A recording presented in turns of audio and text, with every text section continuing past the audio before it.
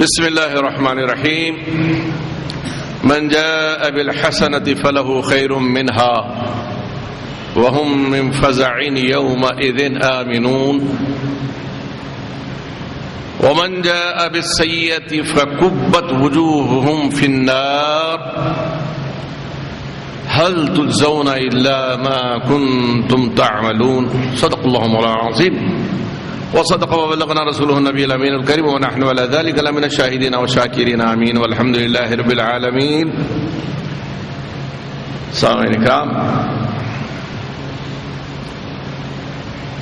20ویں پارے میں سورۃ النحل کی اخیر آیتوں میں 90ویں اور 90ویں آیت ہے یہ جو میں نے تلاوت کی.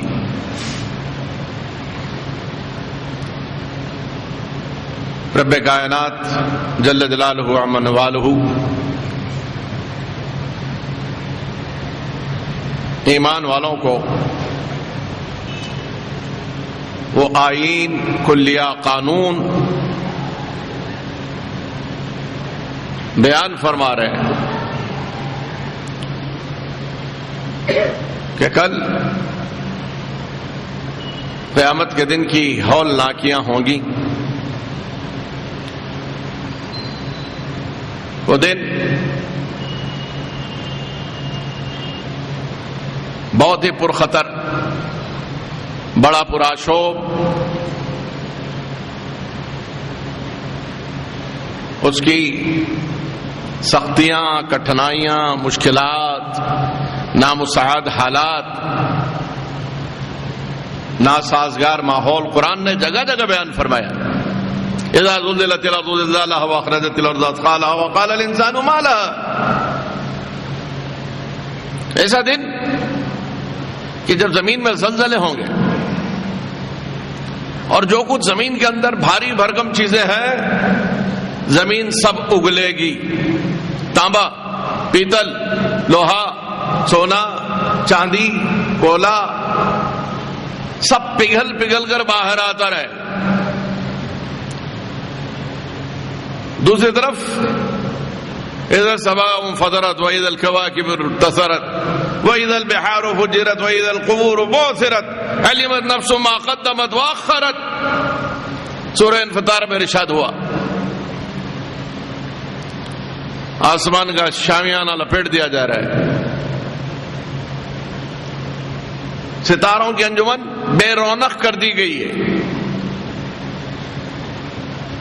سمندر خشک کیے جا رہے ہیں اور جو کچھ زمین میں ہے وہ سب زمین کے باہر پھینکا جا رہا ہے. زمین اگل رہی. علمت نفس ما قدمت واخرت. تب انسان جان جائے گا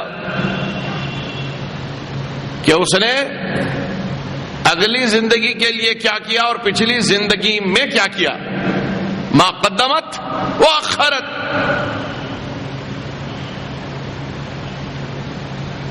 اور قرآن یہ بھی اعلان فرماتا ہے کہ فمن يعمل مثقال ذرة خيرا يره ومن يعمل مثقال ذرة شرا يره. بہت چھوٹی معمولی نیکی سمجھ کے جو نیکی کی تھی وہ بھی کل سامنے آئے گی. انسان دیکھے گا اپنی آنکھوں سے کہ اس کا اجر کیا ہے، اس کی جزا کیا ہے، اس کا بدلہ صلہ کیا ہے. اور جو چھوٹا گناہ سمجھ کے گناہ کیا تھا وہ بھی اس کے سامنے آ جائے گا. بڑا ہی بے ثباتی کا ماحول ہوگا. نہ زمین اپنی، نہ فضائیں اپنی، نہ آسمان اپنا، نہ چاند سورج کی قندیلیں اپنی، نہ بزم کہکشاں اپنی. حد تو یہ ہے کہ قرآن بیان کرتا ہے کہ رشتے کاٹ دیے جائیں گے. فَإِذَا نُفِخَ لَهُمْ فِي الصُّورِ لَا أَنْسَابَ بَيْنَهُمْ.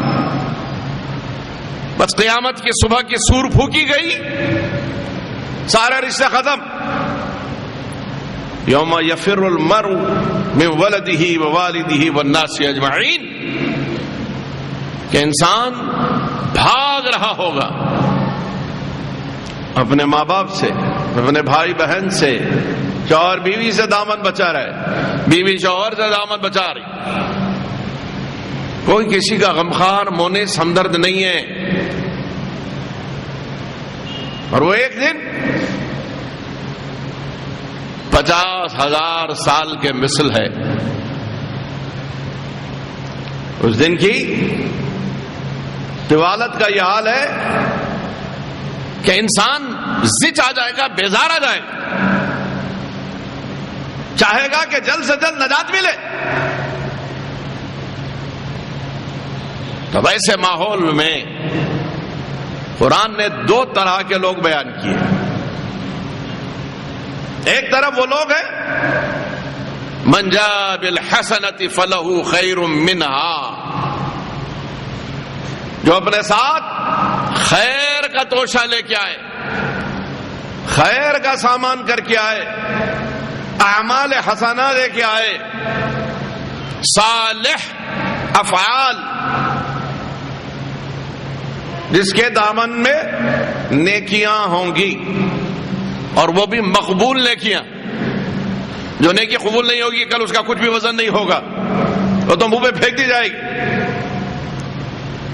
تو ایسا شخص من جاء بالحسنۃ فلہ خیر منہا، اب وہ نیکی جو وہ اپنے ساتھ لا رہا ہے اس کے لیے بہت بہتر ہوگی۔ وَهُمْ مِنْ فَزَعٍ يَوْمَئِذٍ آمِنُونَ، اور ان لوگوں کو اللہ کی طرف سے یہ بشارت سنائی جائے گی کہ آج یوم محشر ہے، قیامت کا دن ہے، ہولناکیاں اپنے شباب پر ہیں، زمین تانبے کی طرح پگھل رہی ہے، تپ رہی ہے، سوانیزے پر سورج ہے، ساری روشنیاں گل کر دی گئی ہیں، اور جو خدا کی یاد سے یہاں غافل رہے، قرآن کہتا ہے وَمَنْ أَعْرَضَ عَنْ ذِكْرِي فَإِنَّ لَهُ مَعِيشَةً ضَنْكًا وَنَحْشُرُهُ يَوْمَ الْقِيَامَةِ أَعْمَىٰ، کہ جو لوگ نیکیوں سے منہ پھیر لیا کرتے تھے، خدا کے ذکر کو چھوڑ کر ادھر ادھر بھاگتے تھے، خدا کی یاد سے اپنے آپ کو غافل رکھا، اس کی یاد سے بے خبر رہے، رب کو یاد کرنے کی توفیق نہیں ہوئی، ایسے شخص کے لیے قرآن فرماتا ہے نہ صرف یہ کہ ہم نے دنیا میں ان کے لیے تنگیاں پیدا کر دی تھی، بلکہ کل روز محشر وہ جب قبر سے اٹھیں گے تو ان ہولناکیوں کے ماحول میں اندھے اٹھائے جائیں گے، بصارت بھی چھین لی جائے گی۔ اچھی بھلی دنیا میں جو آنکھوں سے محروم ہیں ان سے پوچھو دنیا کیا ہے، جس کو آنکھ نہیں وہ کتنا لاچار ہے، کتنا مجبور ہے، 4 قدم چلنے کے لیے محتاج ہے، سڑک عبور کرنے کے لیے کسی کے سہارے کی ضرورت ہے، سڑک سے اپنے گھر تک آنے کے لیے کتنی تکلیفیں اٹھاتا، کتنی ٹھوکریں کھاتا ہے۔ اب یہ تو اس ماحول کی بات ہے کہ جہاں آنکھ والے بھی پریشان ہیں، عقل والے بھی ہوش گنوائے ہوئے ہیں، ایسے میں اس کو اندھا کر دیا گیا۔ یہ تنبیہ ہے۔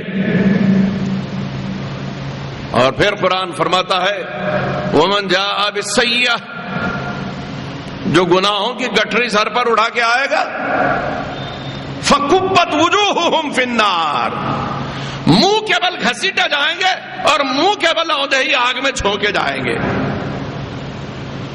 صرف یہی نہیں ہوگا، آواز دی جائے گی هَلْ تُجْزَوْنَ إِلَّا مَا كُنْتُمْ تَعْمَلُونَ، بتاؤ آج تمہارا کیا صلہ ہو سکتا ہے، ہم کیا بدلا دیں تم کو، کیا جزا ہے تمہاری، یہی نا جو کچھ تم نے کیا تھا آج اس کا خمیازہ بھگت رہے ہو۔ تو قرآن کہتا ہے کہ ویسی ہولناکیوں میں انسان حیران پریشان ہے، ماحول پراگندہ، کوئی منس نہیں، کوئی غمخوار نہیں، کوئی اپنا نہیں، ہر طرف نفسا نفسی، ہر ایک دوسرے سے بیگانہ، باپ بیٹے کو پہچاننے سے انکار کر رہا ہے، بیٹا باپ سے بھاگ رہا ہے، شوہر بیوی سے دامن بچا کے بھاگ رہی، اور بیوی شوہر کو دیکھ کر منہ چھپا رہی، پہچانتی ہی نہیں۔ بلکہ قرآن نے تو یہ بھی فرمایا کہ جس طرح دشمن اعداء ایک دوسرے کو دیکھ کر اس سے بے تعلقی، بیزارگی، بیگانگی، اس طرح کا ماحول ہے اپنوں کا، سارے رشتے کاٹ دیے گئے ہیں۔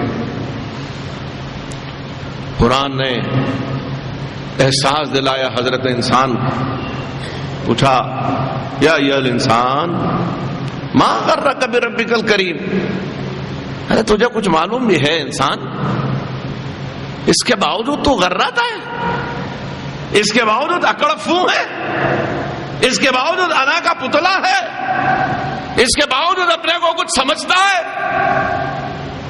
یہ تیری حقیقت۔ یہاں آنے سے پہلے کیا تھا، کہاں تھا، کس عالم میں تھا؟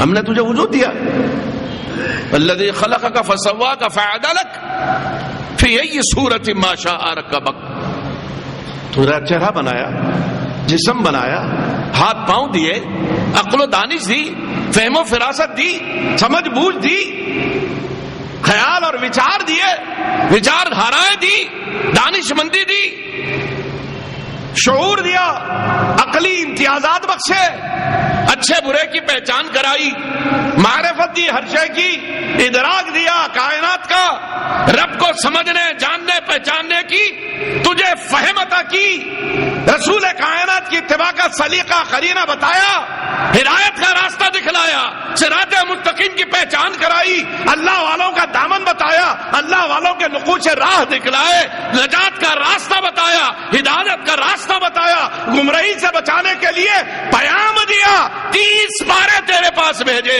حدیث کی شکل میں ایک ایک ہدایت کا گوہر پارا تجھے ملا، اس کے باوجود ابھی تجھے خبر نہیں، ابھی لاشعور ہے۔ سوال کرتا ہے قرآن، بتا کیا چیز ہے جو تجھے بغاوت پر آمادہ کرتی ہے؟ اپنے ماضی کو دیکھ، تو کون تھا اور کیا تھا، تیری حقیقت کتنی، حال کو دیکھ، پھر مستقبل کو دیکھ۔ وَإِذَا نَمْنَا عَلَى الْإِنسَانِ أَعْرَضَ وَنَأَى بِجَانِبِهِ وَإِذَا مَسَّهُ الشَّرُّ كَانَ يَئُوسًا، اگر انعامات سے نوازا تو ہم سے ہی گریزاں، ہم سے ہی غافل، ہم کوئی نہیں پہچانتا، ہم سے ہی بے خبر، اور یہ سمجھتا ہے کہ جو کچھ ہے میرا، میں نے محنت سے، کسب سے، مشقت سے، لگن سے، جستجو سے، جانفشانی سے، کٹھنائیوں سے گزر کے یہ سب کمایا، یہ گھر میرا، یہ دولت میری، یہ خاندان میرا، یہ قبیلہ میرا، یہ زمین میری، یہ مال و متاع میرے، یہ بینک بیلنس میرا، یہ عمارتیں میری، نہ جانے کیا کیا،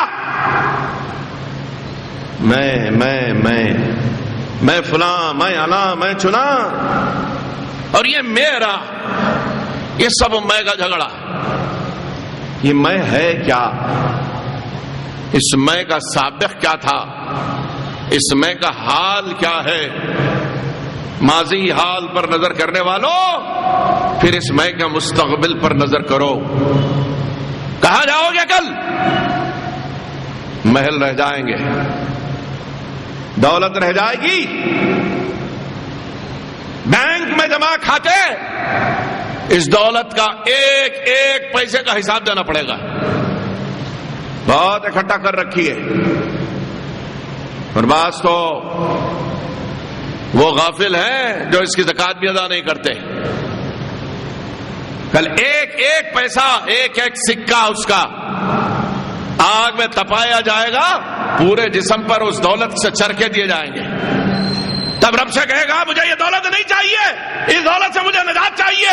رب فرمائے گا ہاں یہی تو تیری کسب، یہی تو تیری مال و متاع، یہی تو تیری دولت جس کی بنا پر دنیا میں تو اکڑتا تھا، زوم کرتا تھا، ناز کرتا تھا. اس دولت کا فخر تھا نا، زخ لے مزہ چکم، یہ ہے دولت. اور اگر وہ دولت حلال نہیں ہے اب تو اور بھی بڑا وبال ہے. نہ صرف اس دولت سے جمع